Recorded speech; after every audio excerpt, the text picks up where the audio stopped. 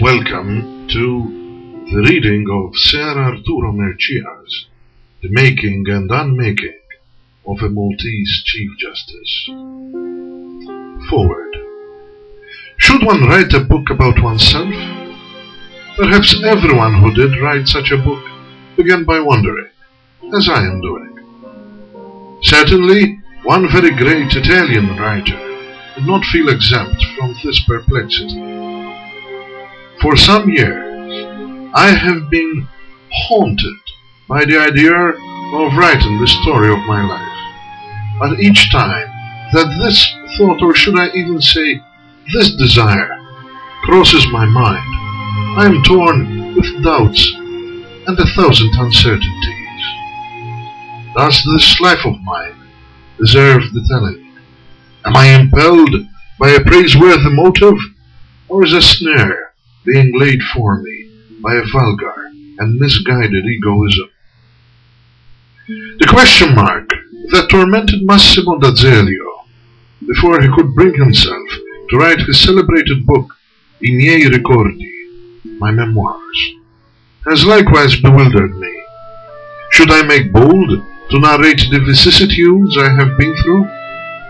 I might have gone on wondering, but compelled as I have been to a long stretch of officially enforced idleness, tedious and enervating, during the Anglo-Italian War, I found a certain comfort in digging up the past. More than this, through both my own bent and the offices I have held, Providence disposed that for some 50 years I should have an active share in events that are part and parcel of the history of Malta. These reasons have at last enabled me to overcome my instinctive reluctance to write about myself, and have made me surrender to the impulse to record my own public life and a little more.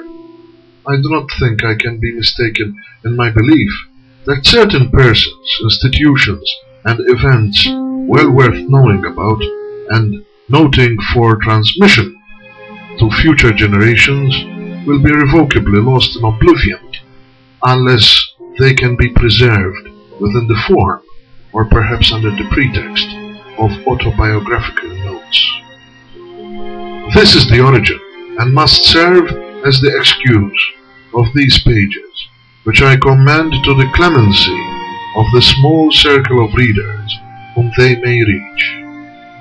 A tribute of remembrance and gratitude is here due to the learned and genial Monsignor Alberto Pantalleresco, who, alas, is now absent from the company of the living. He was good enough to hear the work read to him as it was being freshly written in its original text, and he tendered valuable advice to me when he was my most welcome guest in the days when those in power confined me to forced isolation in my own home. He was my constant companion during exile imposed by the will of an omnipotent colonial office in London, whose agents at the time and at other relevant periods in my native island embodied that legal fiction dubbed as the Government of Malta. This story is basically the same as that which I originally wrote in Italian, which was published in Malta in 1946 and went out of print within a very short time. The divergencies consist mainly of added brief asides or reflections in the light of the passing years and a swift review of events in the post-war years.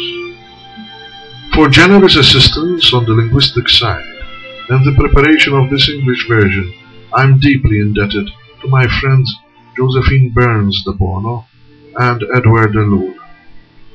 Arturo Mercieca, Malta, June 1968.